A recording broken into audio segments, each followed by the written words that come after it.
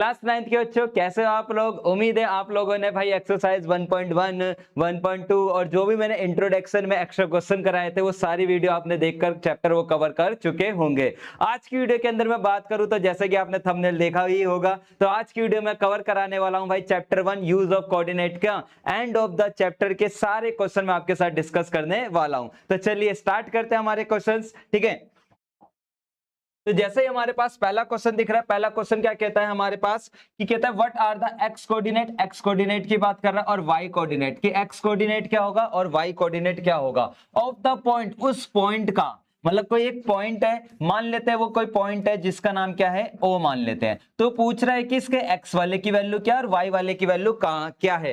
जहां पर वो पॉइंट क्या कैसे निकल रहा था उसने सिचुएशन बताई कि ये पॉइंट कैसे निकल रहा है, intersecting of the two axis. दो एक्सिस को क्या कर रहे हैं हम आपस में इंटरसेक्टिंग कर रहे हैं। अब सोच भाई, ग्राफ के अंदर हमारे दो एक्सिस होते हैं, एक तो होता है एक्स होता है, ठीक है ठीक है क्लियर, और एक कौन होता है वाई, मैंने बताया था। अब ये जहां एक दूसरे को इंटरसेक्ट का मतलब पता है ना क्या होता है, आप बोलोगे भैया हाँ काटना, क्लियर। तो जहां पर एक दूसरे को काट रहे, दिख गया आपको, काट रहे हैं, क्लियर। तो इधर ही जहां पर ये एक दूसरे को काट रहे हैं, इस वाले पॉइंट के बारे में बताना है कि इस पॉइंट में x की वैल्यू क्या होगी और y की वैल्यू क्या होगी। तो अब लॉजिकल बात है, जहां पर ये x एक्सिस, बोथ एक्सिस एक दूसरे को काटते हैं, उसका नाम क्या होता है, आप बोलोगे भैया उसका जो नाम होता है वो हमारा होता है ओरिजिन। क्या नाम होता है, ओरिजिन। और ओरिजिन के जो पॉइंट होते हैं वो क्या होते हैं हमारा 0,0। तो मैं बोलूं इसमें x कोऑर्डिनेट की क्या वैल्यू हुई, तो आप बोलोगे भैया x कोऑर्डिनेट की जो वैल्यू हुई है,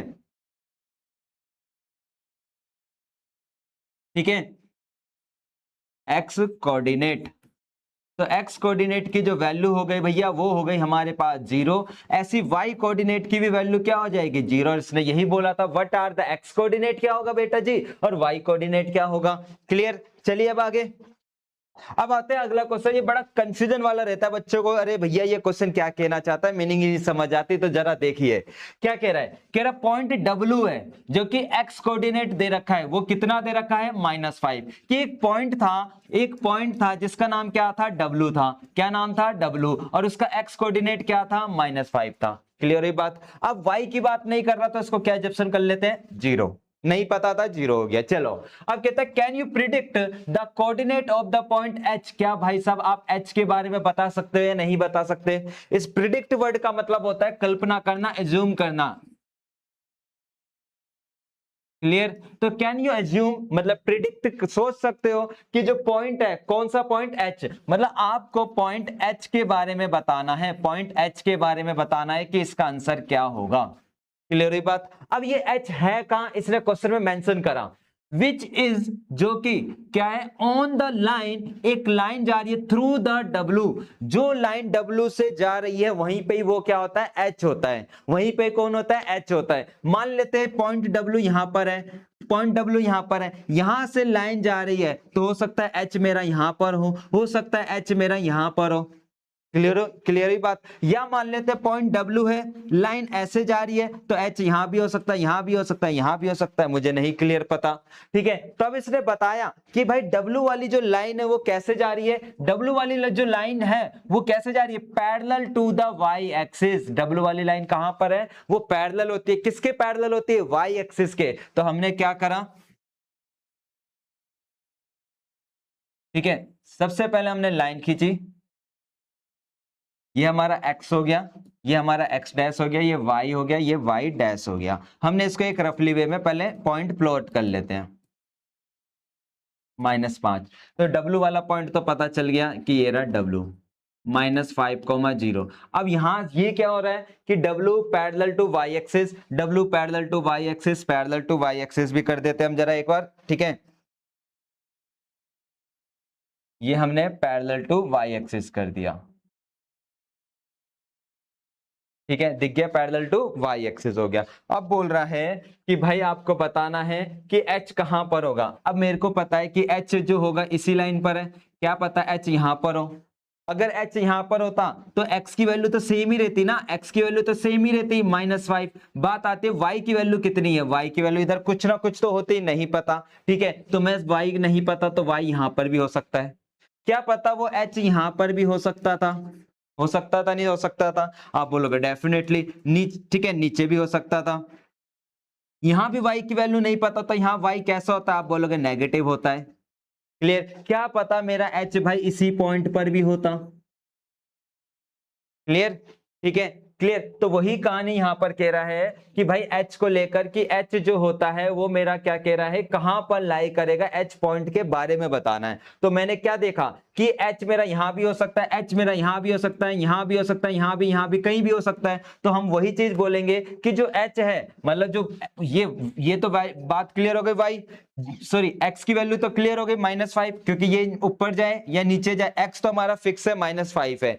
कंडीशन किसकी चेंज हो रही है? आप बोलोगे y को लेकर, ठीक है ना? तो y को लेकर, तो y के बारे में ही बोलेंगे कि जो y है अगर मेरा 0 से बड़ा होता है। क्लियर? y पहला केस लिखोगे आप कि अगर मेरा y 0 से क्या होता है, बड़ा होता है। केस 1 कि y क्या होता है, 0 से बड़ा होता है। तो y अगर 0 से बड़ा है मतलब पॉजिटिव वैल्यू है, तो जो मेरा h पॉइंट है, जो मेरा पॉइंट h है, ठीक है, वो कहां लाए करेगा? वो लाए करेगा कहां पर? अगर y पॉजिटिव है तो आप बोलोगे इन सेकंड क्वाड्रेंट। कहां पर होगा? सेकंड क्वाड्रेंट में होगा। क्लियर? सेम कहानी केस नंबर सेकंड कि भाई अगर मेरा ये y 0 से छोटा हो, मतलब कि मतलब क्या हो गया, y क्या हो गया, नेगेटिव हो गया। क्या हो गया? नेगेटिव हो गया। ठीक है, तो ये जो पॉइंट निकल कर आएगा वो क्या निकल कर आएगा? -5 कॉमा -y, मतलब h की जो वैल्यू होगी, h पॉइंट जो निकल कर आएगा। तो इसका मतलब ये कहां लाए करेगा? लाए इन थर्ड क्वाड्रेंट। कहां पर होगा? थर्ड क्वाड्रेंट में होगा। और इसने यही बात पूछी थी कि कहता है विच क्वाड्रेंट कैन h लाई, कि h जो होता है किस क्वाड्रेंट में लाई कर रहा है। तो आपने देखा कि अगर h की वैल्यू 0 से बड़ी होती है मतलब पॉजिटिव होती है, क्योंकि h मेरा ऊपर कहीं भी जा सकता है। ठीक है, क्योंकि इसने बोला था कि जो h वाला होता है which is on the line through the w, जो w से होते हुए लाइन जा रही है उधर ही मेरा कहीं ना कहीं तो h होगा। अगर ऊपर की ओर जा रहा है तो मेरा x की वैल्यू तो फिक्स है, लेकिन y जो होगा वो चेंज होता जाएगा। तो y अगर 0 से बड़ा है तो समझ लो जैसे ही वो 0 से बड़ा हुआ तो मतलब वो कौन से, मतलब 0 से बड़ा मतलब पॉजिटिव हो गया। तो इसका मतलब वो कहां पर जाएगा? सेकंड क्वाड्रेंट में। अगर y मेरा नेगेटिव होता तो किस क्वाड्रेंट में जा रहा है? थर्ड क्वाड्रेंट में। और यही बात इसने पूछी थी। क्लियर? उम्मीद है ये आपको बात क्लियर हो गई होगी। अब चलिए जरा देखते हैं हमारा थर्ड क्वेश्चन क्या कहता है। कहता है कंसीडर द पॉइंट आर। आपको एक तो आर कंसीडर करना है, दूसरा ए कंसीडर करना है, तीसरा एम कंसीडर करना है और चौथा क्या है? पी। पहले तो कंसीडर करो और फिर कहता है if they are joint, join करना इन द सेम ऑर्डर। उसको क्या करना है? एक ही ऑर्डर में क्या करना है? ज्वाइंट करना है। क्लियर? और फिर इसने कुछ पार्ट दे रखे हैं, तो वीडियो स्टॉप करके पहले रीड कर लो कि क्वेश्चन में क्या क्या पूछा गया है। क्लियर? तब तक मैं इसका डायग्राम बनाता हूं।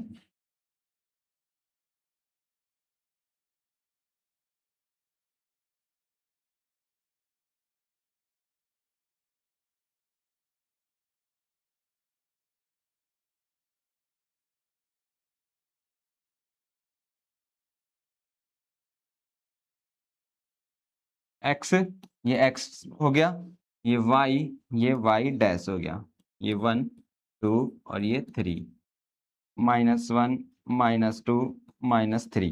ठीक है, तो कहता है consider the point R. R आपको दे रखा है 3,0, तो 3,0 कहाँ है? आप बोलोगे ये रहा भैया, ये हो गया मेरा आर 3,0।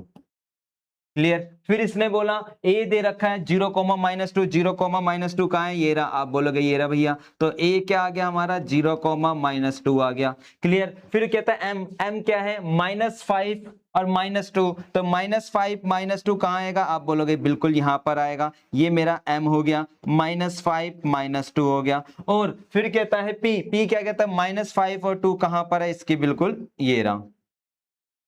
p हो गया क्या? -5 और ये क्या हो गया? 2 हो गया। क्लियर? 4 पॉइंट थे, मैंने ग्राफ में प्लॉट कर दिया। अब कहता है इफ दे आर, अगर इनको ज्वाइंट किया जा रहा है in the same order. Same order का मतलब जैसे आपने सबसे पहले आर लिखा तो आर को किससे मिलाओगे? ए से, फिर ए को किससे मिलाओगे? एम से, और एम को किससे मिलाओगे? पी से। इसको बोलते हैं हम सेम ऑर्डर। तो जरा इसको मिलाकर भी देखते हैं हम क्या निकल कर आएगा। ठीक है, तो हमने आर को मिलाया पी से, सॉरी ए से।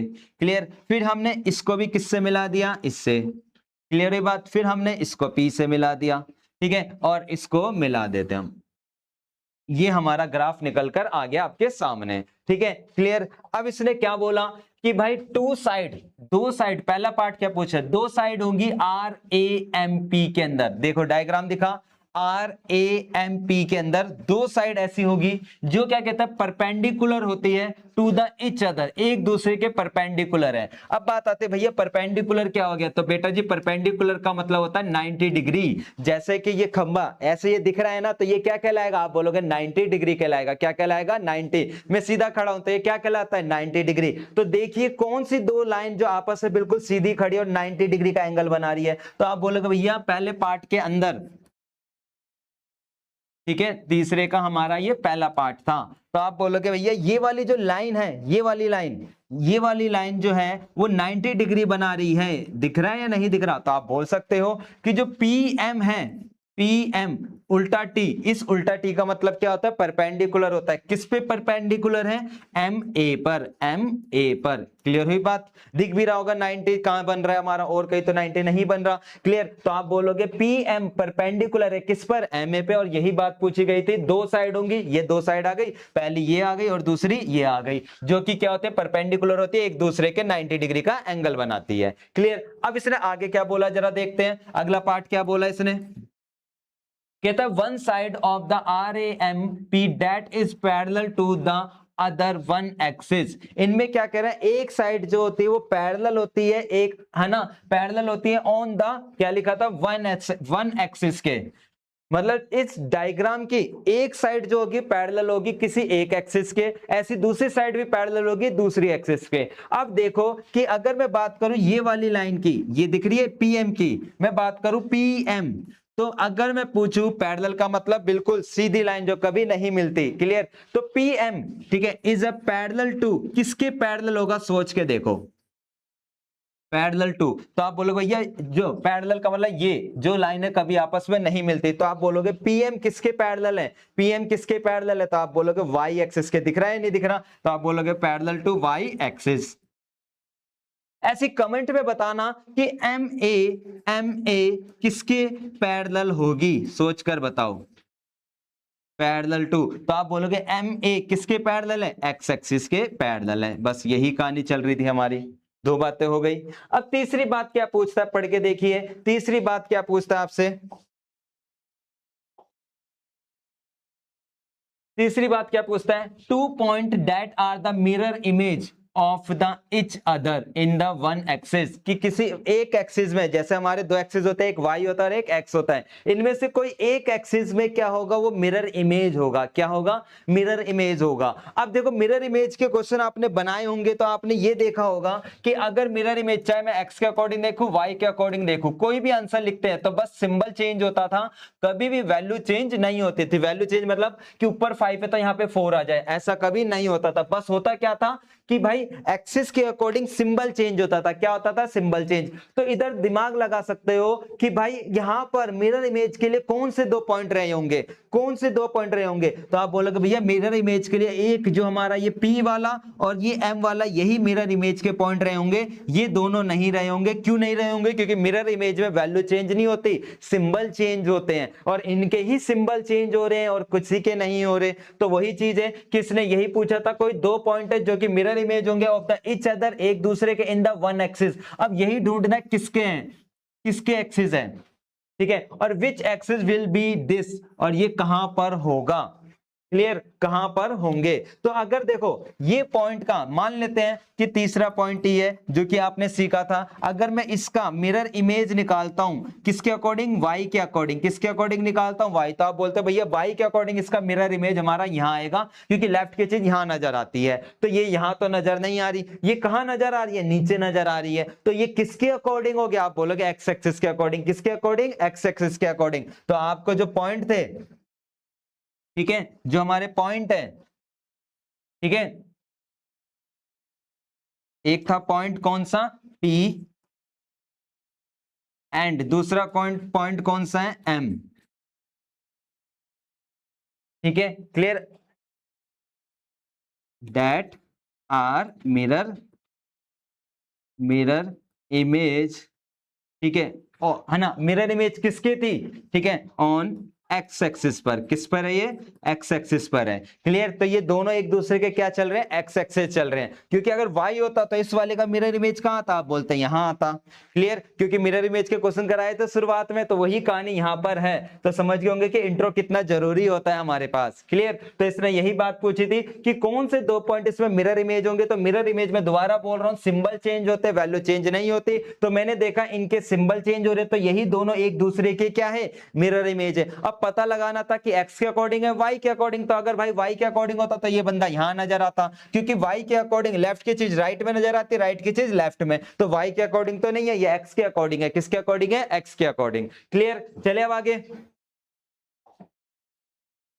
ठीक है? और ये जो चीज दे रहा हूं हर वीडियो में बार बार बोलता हूं भाई, डिस्क्रिप्शन चेक कर लिया करो, वहां पे पीडीएफ का लिंक आपको मिल जाता है, वहां से डाउनलोड कर लेना। ठीक है? चलो देखते हैं अगला क्वेश्चन। कहता है प्लॉट द पॉइंट जेड, आपको जेड पॉइंट प्लॉट करना ऑन द कार्टेशियन प्लेन। ठीक है? कंस्ट्रक्ट अ राइट ट्रायंगल, क्या बनाना है आपको? एक राइट ट्रायंगल बनाना, आई जेड एन, नाम भी दे दिया भाई साहब ने, आई जेड एन। ठीक है? चलो जी, फिर कहते find the length of the three side, तीनों साइडों की क्या निकालनी है? मुझे लेंथ निकालनी है। क्या निकालनी है? लेंथ निकालनी है। तो सबसे पहले तो हम ग्राफ बनाएंगे। ठीक है? इस ग्राफ में हमने क्या करा? पॉइंट प्लॉट कर दिया। क्या करा हमने? पॉइंट प्लॉट कर दिया। ठीक है?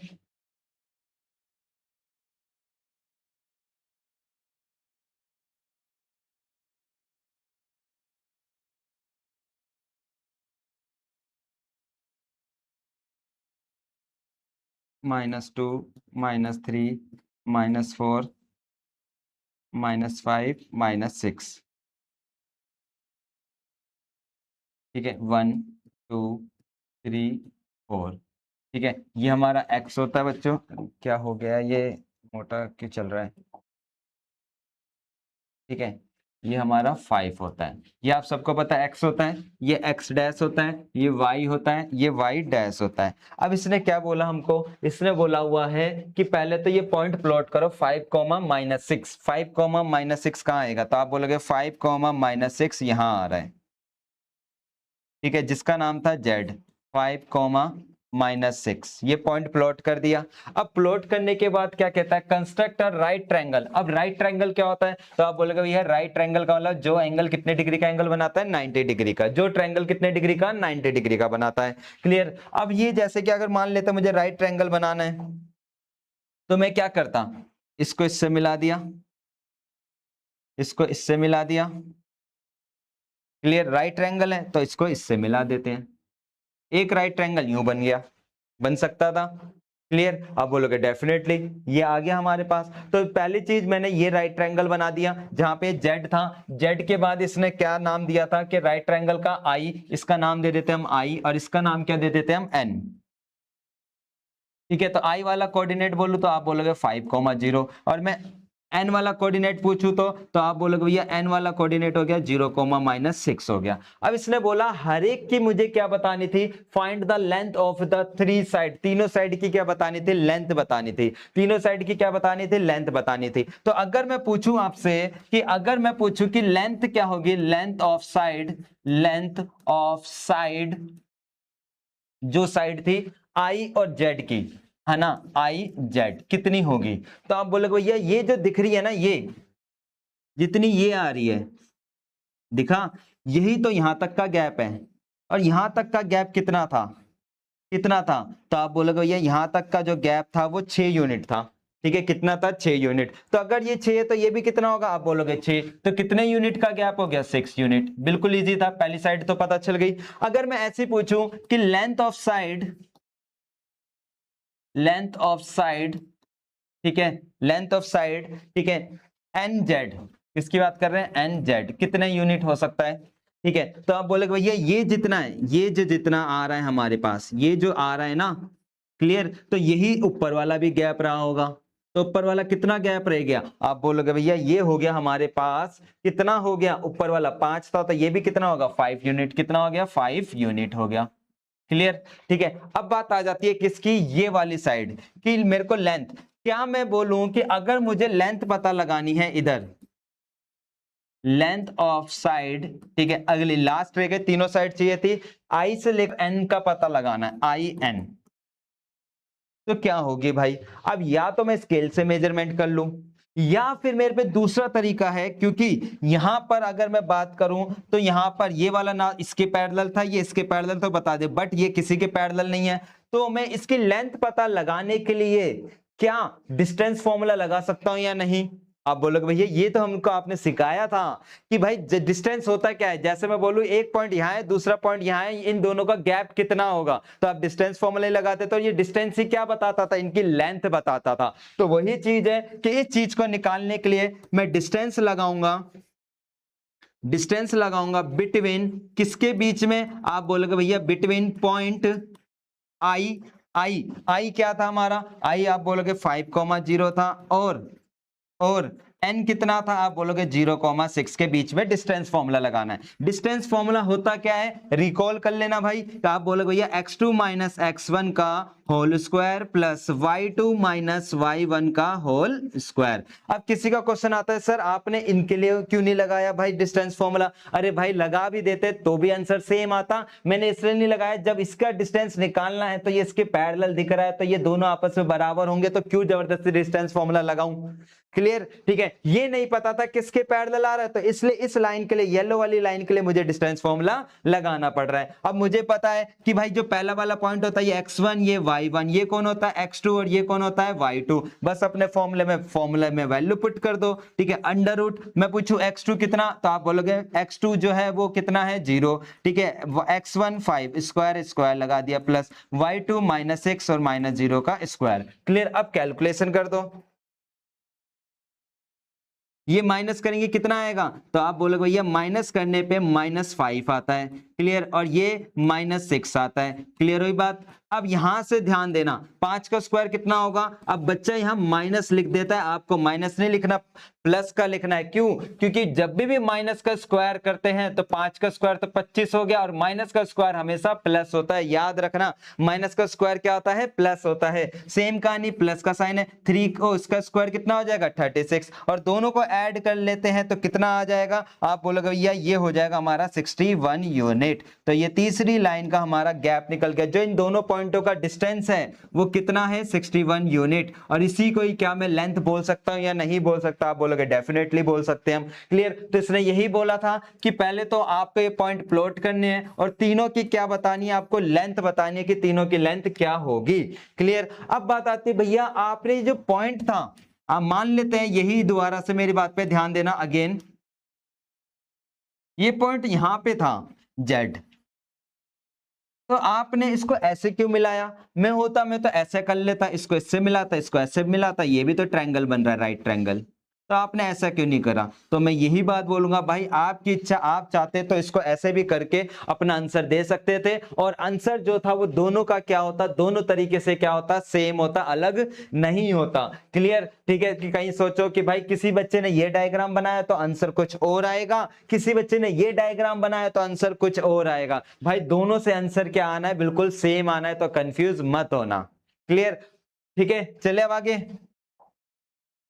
अब देखते हैं क्वेश्चन नंबर 5 क्या कहता है। कहता है what would a system of a coordinate, कि system of a coordinate B like if we did not have the negative number. मतलब क्या हुआ भाई?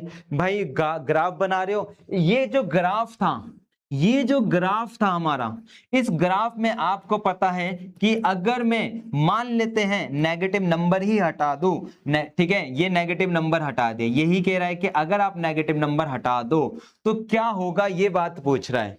क्लियर, और would this system allow us to locate all the point on the 2D plan, क्या इसी system के according, मतलब जो आपने कलाकारी करी, इस कलाकारी के अकॉर्डिंग 2D में सारे जो 2D में जो है, 2D मतलब यही हमारा कार्टेशियन प्लेन को 2D बोलते हैं, इसमें क्या सारे पॉइंट प्लॉट कर सकता हूं? सोच, आप बोलोगे नहीं भैया क्योंकि नेगेटिव वाले तो नंबर ही नहीं आ पाएंगे, इधर जो प्लॉट हो पाएंगे बस एक पॉजिटिव नंबर हो पाएंगे, नेगेटिव का तो रोल ही क्या हो जाएगा, खत्म हो जाएगा। तो वही पूछ रहा था, what would a system of a coordinate B like if we did not have a negative number. अगर नेगेटिव नहीं होगा तो आप सिंपल सी बात लिखोगे कि है ना, कि सिंपल सी बात क्या होगी कि नेगेटिव नंबर क्या होंगे, हम प्लॉट नहीं कर सकते। ठीक है, पहली बात लिख दोगे कि जो नेगेटिव नंबर है, negative number can not be be plot plot on कहां पर 2D प्लेन, या आप कार्टेशियन प्लेन भी बोल सकते हो। क्लियर, पहली बात हो गई। और इस वजह से क्या हुआ, इस वजह से क्या हुआ कि आपका जो क्वाड्रेंट थे, क्वाड्रेंट थे कौन कौन से, अब आपको सेकंड दिख रहा है नहीं, थर्ड दिख रहा है नहीं, क्या है फोर्थ गायब। तो क्वाड्रेंट जो थे सेकंड, ठीक है, थर्ड एंड फोर्थ, ठीक है, आर रिमूव। ये क्या हो गए हमारे, रिमूव हो गए। क्लियर हो गई बात, क्या हो गए, रिमूव हो गए। ठीक है, और क्या दिख रहा है आपको, अपनी भाषा में ही लिखना है इस पॉइंट को लेकर। और क्या दिख रहा है, ओनली पॉजिटिव नंबर, खाली पॉजिटिव नंबर है तो आप लिखोगे only positive number, number of both axes will be plot on the Cartesian लिख दो या 2D प्लेन। बस यही कहानी हमको इधर लिखकर बतानी थी। ठीक है, कि क्या होगा सिस्टम की वजह से कि अगर मैं सारे नेगेटिव नंबर हटा दूंगा तो आप देख रहे हो कि नेगेटिव नंबर जो होंगे प्लॉट नहीं कर सकते 2D प्लेन पे, क्वाड्रेंट जो होंगे 2, 3, 4 क्या हो जाएंगे, रिमूव हो जाएंगे। खाली पॉजिटिव नंबर ही जो होंगे बोथ एक्सिस के वो क्या कर सकते हैं, हम प्लॉट कर सकते हैं। ठीक है, यही कहानी आपको इसमें लिखनी थी बस। ठीक है, बड़ा इजी कहानी थी ये। ठीक है, अब आ जाते हैं क्वेश्चन नंबर 6। कह रहा आर द पॉइंट, जो हमको पॉइंट दे रखा है एम, ए और जी, ये पॉइंट दे रखे हैं एम, ए और G on the same straight line, क्या ये एक ही स्ट्रेट लाइन पर है या नहीं है। और आपको सजेस्ट करना method to check this without plotting, बिना प्लॉट करे एंड जॉइनिंग द पॉइंट। मतलब आपको ग्राफ नहीं बनाना, बिना ग्राफ बनाए आपको ये देखना है कि क्या ये स्ट्रेट लाइन पर है या नहीं है। तो कैसे करें, सोचो। तो आप बोलोगे भैया हम करने क्या है, कौन सा मेथड यूज करेंगे। तो जो मेथड होता है कि ये पता लगाना कि जैसे ये हमारे 3 पॉइंट है, एक है हमारा m है -3, -4, दूसरा है a है और तीसरा है g है। ये एक ही लाइन पर है नहीं है, तो इसके लिए हम यूज करते हैं डिस्टेंस फॉर्मूला। कौन सा मेथड यूज करेंगे, डिस्टेंस फॉर्मूला। क्लियर, तो सजेस्ट द मेथड, तो मेथड में हम ये बोलेंगे कि यूजिंग डिस्टेंस फॉर्मूला। क्या यूज करेंगे, डिस्टेंस फॉर्मूला। ठीक है, to check this point on the straight line या नहीं, ये चेक करने के लिए ये पॉइंट स्ट्रेट लाइन पर है या नहीं है। क्लियर, तो कौन सा फॉर्मूला यूज करेंगे, डिस्टेंस फॉर्मूला। और अभी अभी बताया था डिस्टेंस फॉर्मूला क्या था, तो अब कैसे यूज करना है वो भी देखते हैं। तो पहले क्या करेंगे, हम डिस्टेंस निकालेंगे। पहले क्या करेंगे, हम डिस्टेंस निकालेंगे। Distance of a point M and A, पहले इसके बीच का डिस्टेंस निकाल लो। ठीक है, क्लियर। अब डिस्टेंस निकालने के लिए क्या लगाए, आप बोलोगे भैया डिस्टेंस फॉर्मूला लगाएंगे। क्या होता है, तो आप बोलोगे x2 माइनस x1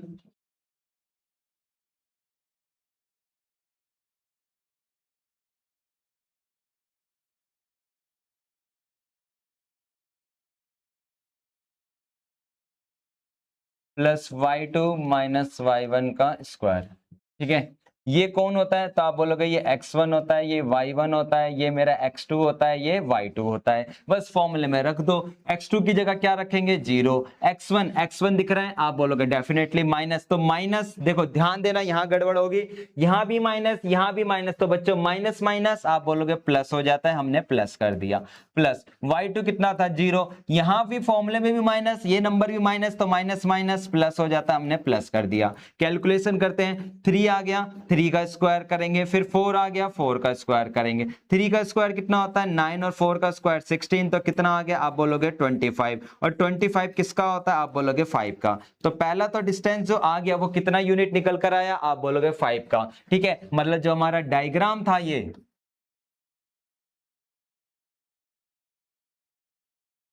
और ये ए था, और जो हमारा जी था, तो पहले वाले में डिस्टेंस निकल गया कितना, 5 यूनिट। अब अगली बार किसका डिस्टेंस लगाएं पता, तो आप बोलोगे भैया अगली बार हम पता लगाएंगे ए से लेकर जी तक का। किसका, ए से लेकर जी तक का। तो अब डिस्टेंस निकालते हैं।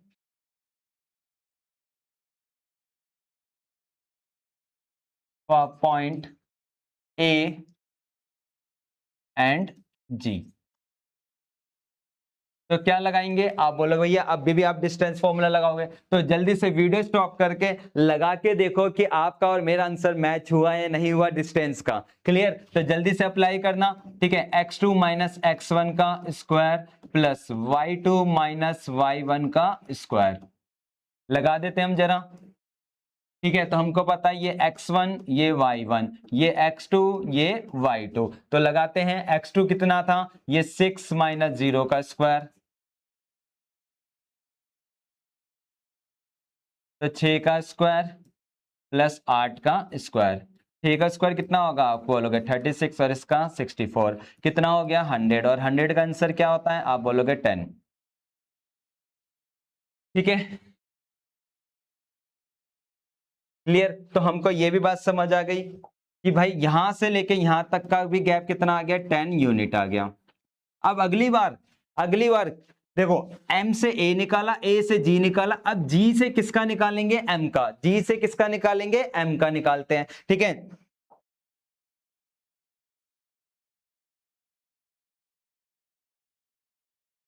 डिस्टेंस बिटवीन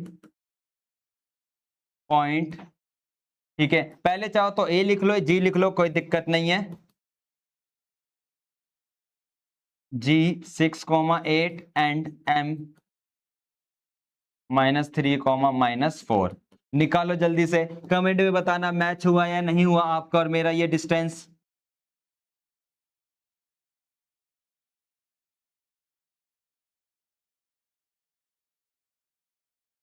ये x1 y1 x2 y2, तो रखते हैं -3, ये 6 था तो माइनस का 6 का स्क्वायर प्लस y2 -4 -8 का स्क्वायर। कैलकुलेशन करते हैं, -9 का क्या हो जाएगा आप बोलोगे स्क्वायर, ये -12 का क्या हो जाएगा आप बोलोगे स्क्वायर। कैलकुलेशन 9 का स्क्वायर 81, 12 का स्क्वायर 144। ठीक है, दोनों को ऐड करें जरा, तो आप बोलोगे ये दोनों को ऐड करा तो ये आ गया हमारे पास 225, और 225 का मतलब कितना हो गया 15 यूनिट हो गया। कितना हो गया 15 यूनिट। तो मैं क्या समझा भाई, मैं समझा कि भाई इधर जो गैप आ रहा है वो कितना आ रहा है, दोनों का 15 यूनिट आ रहा है।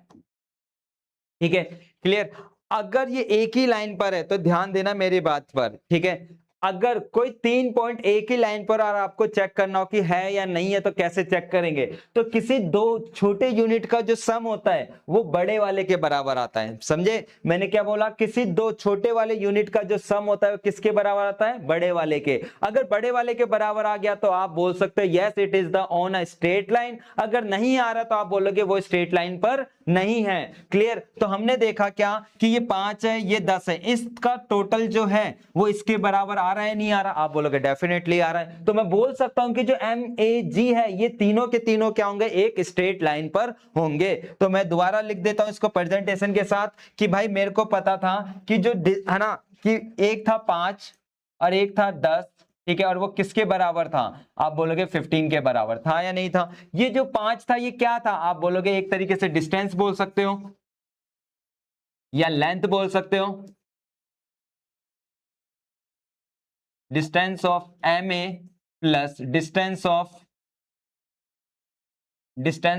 AG बराबर है डिस्टेंस ऑफ किसके, MG के। लिख भी सकते हो ये 5 थी, ये कितनी थी 5 थी, ये कितनी थी 10 थी, और बराबर कितना आ गया 15। ये 15 ही दे रखा था नहीं दे रखा था, तो आप बोल सकते हो कि हैंस जो मेरे पॉइंट है, पॉइंट कौन से M वाला -3, -4, और दूसरा A वाला 0,0, और लास्ट वन कौन था G वाला जो कि कितना था 6,8 लाई ऑन स्ट्रेट लाइन। तो जब भी मुझे ये बिना ग्राफ चेक करे, ये चेक करना हो बिना ग्राफ बनाए, ये देखना हो कि वो तीनों पॉइंट एक स्ट्रेट लाइन पर है या नहीं है, तो हम क्या करेंगे बारी बारी तीनों पॉइंटों का आपस में क्या निकालेंगे, डिस्टेंस निकालेंगे। और किसी दो का डिस्टेंस का टोटल छोटे वाले यूनिट बोल रहा हूं, दोबारा बोल रहा हूं, छोटे वाले यूनिट, दोनों छोटे वाले का टोटल अगर बड़े वाले के बराबर आ जाता है, जैसे 15 है, 15 के बराबर आ गया तो आप बोलोगे कि हाँ ये एक स्ट्रेट लाइन है। अगर नहीं आता तो आप मना कर दोगे कि वो एक स्ट्रेट लाइन पर नहीं है। और इसी बात को वो स्ट्रेट लाइन की जगह, ठीक है, एग्जामिनर ध्यान रखना, इसको नोट कर लेना अपनी एनसीईआरटी में, वो बोल सकता है कोलिनियर। तो आप कंफ्यूज मत होना, कोलिनियर का मतलब ही वही होता है कि तीन एक सीधी लाइन, सॉरी एक सीधी लाइन है, उस सीधी लाइन पर ये तीनों पॉइंट क्या कर रहे हो, लाई कर रहे हो, तो उसी को क्या कहते हैं, हम कोलिनियर भी बोलते हैं। तो कल को ये पूछ ले कि this point are a collinear या नॉट, तो कंफ्यूज मत होना, कोलिनियर का मतलब ही क्या होता है हमारा, स्ट्रेट लाइन होता है। क्लियर, चले अब आगे। अब क्वेश्चन नंबर 7 क्या कह रहा है, कह रहा है यूज योर मेथड, यही मेथड यूज करना है फ्रॉम द प्रॉब्लम 6, जो आपने प्रॉब्लम 6 में यूज करा था ना मेथड, मतलब कौन सा, डिस्टेंस फॉर्मूला वाला, ठीक है, उसी से चेक करना है कि ये जो पॉइंट है, अब ये तीनों जो पॉइंट है, ये तीनों पॉइंट एक स्ट्रेट लाइन पर है या नहीं, यही बात आपको चेक करनी है। तो हमने करा क्या था, आप बोलोगे भैया आपने बिल्कुल बेसिक बात करी थी, पहले तो आपने पॉइंट प्लॉट कर लिए थे, -5 -1, फिर बी जो था वो आपने लिख लिया था, और जो मेरे पास सी था वो आपने इधर लिख लिया था। फिर आपने बारी बारी पहले आर से बी का डिस्टेंस निकाला, फिर बी से सी का डिस्टेंस निकाला, फिर सी से आर का। तो आप जल्दी से वीडियो पॉज करके पहले आप खुद डिस्टेंस निकालो और देखो क्या मेरे डिस्टेंस से मैच हो रहा है या नहीं हो रहा। तो निकालते हैं जरा हम डिस्टेंस, ठीक है, डिस्टेंस ऑफ अ पॉइंट, ठीक है, आर क्या था, -5, -1 एंड बी बराबर अंडर रूट, ठीक है, क्या फॉर्मूला कहता है, x2 माइनस x1 का square plus y2 minus y1 का स्क्वायर, यही फॉर्मूला कहता है। तो अप्लाई कर देते हैं, under root x2 minus x1, आपको पता है ये मेरा x1 होता है, ये y1 होता है, ये मेरा x2 होता है, ये y2 होता है। तो x2 क्या था, -2 था, माइनस x1, तो ध्यान देना यहाँ माइनस, तो माइनस माइनस आप बोलोगे प्लस हो जाता है, प्लस कर दो, प्लस का साइन है, प्लस लगाया, ठीक है। y2 कितना था, आप बोलोगे -5, y1 यहां भी माइनस और यहां भी माइनस, तो माइनस माइनस प्लस हो जाएगा। ये चीज ध्यान रखनी है, माइनस माइनस, कि अगर यहां भी माइनस है फॉर्मूले में और यहां भी माइनस है तो माइनस माइनस प्लस हो जाता है। क्लियर, अब कैलकुलेशन करते हैं, ये 3 का स्क्वायर हो जाएगा प्लस -4 का स्क्वायर हो जाएगा। 3 का स्क्वायर कितना होता है 9, और 4 का स्क्वायर कितना होता है 16, और माइनस का स्क्वायर हमेशा प्लस होता है, ये चीज भी ध्यान रखनी है। तो आंसर कितना आ गया, आप बोलोगे 5 आ गया।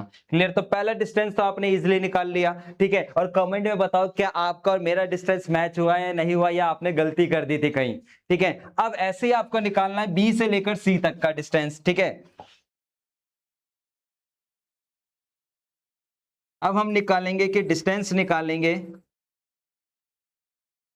बिटवीन किसका, बी है ना, बी जो दे रखा था -2, -5 एंड सी जो दे रखा था 4, -12 का।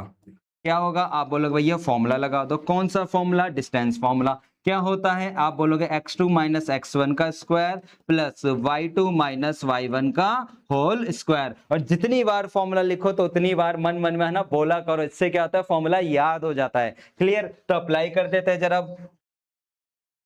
तो अंडर रूट, ठीक है, तो मुझे पता है ये मेरा x1 है, ये मेरा y1 है, ये मेरा x2 है और ये मेरा y2 है। तो x2 माइनस x2 कितना था, आप बोलोगे 4, माइनस x1 कितना था, तो यहां पर देखो गलती कर दी मैंने, आप बोलोगे हाँ भैया, क्योंकि यहां भी माइनस यहां भी माइनस, तो माइनस माइनस प्लस होता है, ये चीज ध्यान रखना।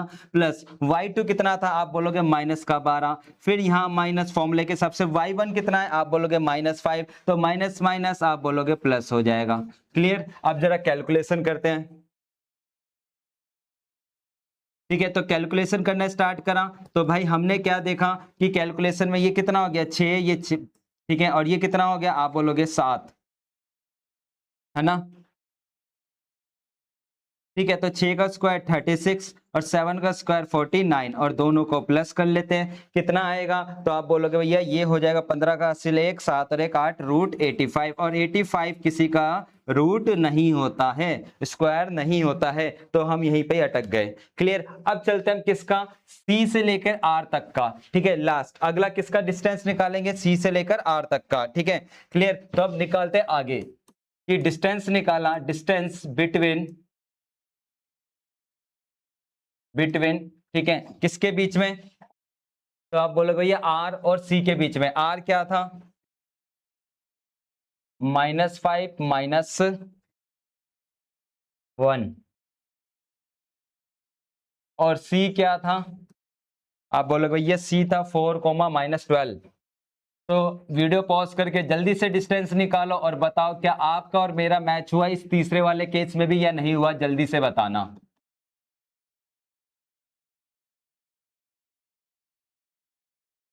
स्क्वायर, ठीक है, तो अंडर रूट, ठीक है, x2 - x1, तो x1 y1 x2 y2, ठीक है, 4, ये माइनस माइनस क्या हो जाएंगे बच्चों, प्लस। समझ आ गया होगा प्लस कैसे आ गया, गलती नहीं करोगे अब। ठीक है, माइनस, यहां भी माइनस, तो ये क्या हो गया, प्लस का स्क्वायर। तो आपने देखा ये कितना हो गया, 9 का स्क्वायर हो गया। ठीक है, ये कितना हो गया, 11 का स्क्वायर। 9 का स्क्वायर कितना होता है, आप बोलोगे 81, और 11 का स्क्वायर इतना, प्लस करें तो ये कितना आ गया, 2, 10 का हासिल 1 2। ठीक है, क्लियर? अब ये भी किसी का स्क्वायर नहीं होता। अब देखते हैं हमारे पास कि हमने क्या करा कि जो पहला गैप आया, इसमें पहला कितना गैप आया था, तो आप बोलोगे 5 यूनिट का। दूसरा कितना गैप आया, √85, और तीसरा कितना आया, आप बोलोगे √202। तो लग रहा है कि इन दोनों का टोटल क्या इसके बराबर आ सकता है, आप बोलोगे नहीं आ सकता। क्लियर? तो क्या ये स्ट्रेट लाइन होगी, आप बोलोगे नहीं होगी। तो वही कहानी यहां पर थी। तो आप बोलोगे कि जो हमारे पास डिस्टेंस था, डिस्टेंस ऑफ कौन कौन था यार, दोबारा से नाम देखना पड़ेगा क्या, आर बी, ठीक है, आर बी का प्लस डिस्टेंस, छोटे वाले का प्लस करते हैं, डिस्टेंस ऑफ BC, ठीक है, हमारा क्या देखा हमने, इक्वल नहीं है, किसके इक्वल नहीं है, डिस्टेंस ऑफ किसके, RC के। और देख भी सकते हैं ये 5 था और ये √85 था, जो कि नॉट इक्वल टू दिस, क्योंकि ये दोनों को हम प्लस करके इसके बराबर नहीं ला सकते और ना ही ये प्लस होते हैं। ठीक है, क्लियर हुई बात? तो हम बोल सकते हैं कि हैंस जो हमारे पॉइंट है, पॉइंट एक तो था R और एक था B, है ना। R कितना था हमारा, -5, -1, ठीक है, और जो B था, और जो हमारा C था, C क्या था, 4, -12। ठीक है, एक बार B चेक कर लेते, B क्या था, B क्या था, B, तो ठीक है, -5 is not on straight line. तो उम्मीद है कि स्ट्रेट लाइन कैसे चेक करते हैं ये आपको कॉन्सेप्ट क्लियर हो गया होगा। क्लियर? कि जब भी मुझे ये चेक करना उसकी स्ट्रेट लाइन पर है या नहीं है, तो पहले सबके क्या निकालो, आप डिस्टेंस निकालो, और किसी दो छोटे वाले का टोटल तीसरे वाले के बराबर आ गया तो आप बोलोगे स्ट्रेट लाइन है, अगर नहीं आया तो वो स्ट्रेट लाइन पर नहीं है, और इसको हम नॉट कॉलिनियर भी बोल सकते हैं कि ये कॉलिनियर नहीं है। ठीक है, तो ये चीज ध्यान रखना कि कल को पता चल रहा है मैंने स्ट्रेट लाइन से सिखाया और एग्जाम में कॉलिनियर आ गया, आप कंफ्यूज हो गए, अरे भाई करे तो करे कैसे। क्लियर? ठीक है,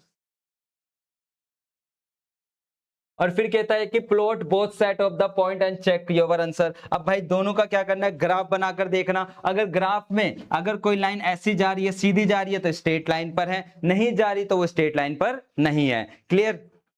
हम अगले क्वेश्चन पर, अगला क्वेश्चन क्या कहता है, यूजिंग द ओरिजन। ठीक है, आपको क्या करना है, ओरिजन का यूज करना है एज ए वन वर्टेक्स। मतलब वर्टेक्स का मतलब क्या हो जाता है, कॉर्नर पॉइंट। जैसे आप कोई ट्रायंगल बनाते हो तो इस ट्रायंगल के जो कोने होते हैं ना, इन्हीं को ही हम क्या बोलते हैं, वर्टेक्स बोलते हैं। क्लियर है बात? ठीक है, और प्लॉट द वर्टेक्स, है ना। अब ये है ना क्या करना है, ये एक मेरे पे ओरिजिन वाला जो, सॉरी दोबारा देखते हैं, यूजिंग द ओरिजिन, ओरिजिन का यूज करते हुए, जो कि ओरिजिन क्या कहलाता है, वन वर्टेक्स कहलाता है, और इसको प्लॉट करना है vertices of a right triangle isosceles triangle. क्या बनाना है मुझे, एक राइट ट्रायंगल भी बनाना है, और वो राइट ट्रायंगल कैसा होना चाहिए, आइसोसेलेस होना चाहिए। कैसे होगा, ध्यान देना इधर। ठीक है, बहुत बेसिक सी बात है। तो ये मेरा पहला पॉइंट था, ठीक है। अब मुझे यहां से क्या करना है कि राइट ट्रायंगल बनाना है, राइट ट्रायंगल मतलब जो 90 डिग्री का होता है, ठीक है, क्लियर। और वो कैसा होना चाहिए, आइसोसेलेस। अगर मान लेते हैं आइसोसेलेस ट्रायंगल, सबको पता है भाई क्या होता है, जिसकी दो साइड क्या होती है, इक्वल होती है। आइसोसेलेस ट्रायंगल क्या होता है, जिसकी दो साइड क्या होती है, टू साइड्स क्या होती है, इक्वल होती है। क्या होती है, इक्वल होती है। दो साइड क्या होती है हमारी, इक्वल होती है। तो मान लेते हैं कि पहली साइड मेरी 4 यूनिट की है। कितने यूनिट की है, 4 यूनिट की। ये मैंने इधर बना दिया, ठीक है। कितने यूनिट का गैप था, 4 यूनिट का। तो भाई अगली साइड भी जो यहां से बनेगी इसकी, वो कितने यूनिट के गैप की बनेगी, आप बोलोगे 4 यूनिट की। तो ये हमने दूसरी साइड भी बना दी, कितने यूनिट के गैप की, 4 यूनिट के गैप की। तो ये आइसोसेलेस ट्रायंगल कहलाएगा, नहीं कहलाएगा। और दूसरी बात, यहां पर ये 90 भी बन गया। तो इसी के हमको क्या बताने थे कि इसके वर्टिसेस क्या होंगे, क्लियर। इसके क्या होंगे, हमारे वर्टिसेस क्या होंगे।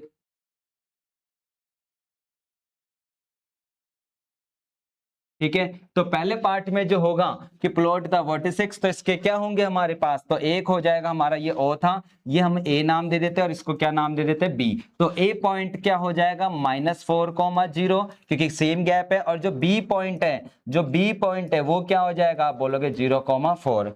आप चाहो तो इसको इस साइड भी बना सकते थे, क्लियर। तो इसमें कंफ्यूज मत होना कि मैंने इस कोऑर्डिनेट का यूज करा, आप चाहो तो इधर भी यूज कर सकते हो। लेकिन अगले कंडीशन की भी बात करें तो हम देखते हैं सेकंड पार्ट का। सेकंड पार्ट के लिए इसने क्या बोला कि भाई, सेकंड पार्ट के लिए इसने बोला हुआ है हमको, ठीक है, कि भाई हमको एक आइसोसेलेस ट्रायंगल बनाना है जहां पे वन वर्टिसेस किस में होना चाहिए, थर्ड क्वाड्रेंट में। कहां होना चाहिए, थर्ड क्वाड्रेंट में। तो जैसा कि मान लेते हैं, मैंने इधर पॉइंट प्लॉट कर दिए। पहले तो मैंने क्या करा, यहां पर ले आया, तो क्लियर, थर्ड क्वाड्रेंट में आया पॉइंट। तो भाई जो चीज, जितना गैप यहां से लेके यहां तक का होगा, ठीक है, वही कहां होना चाहिए, फोर्थ में। तो फोर्थ में भी वही कहां होना चाहिए, फोर्थ में होना चाहिए। तो अगर ये 3 कोमा -3 कोमा क्या था, -4, तो इसका जो गैप है, अगर ये जो गैप होगा वही गैप कहां होगा, 3 कोमा +4 के साथ होगा।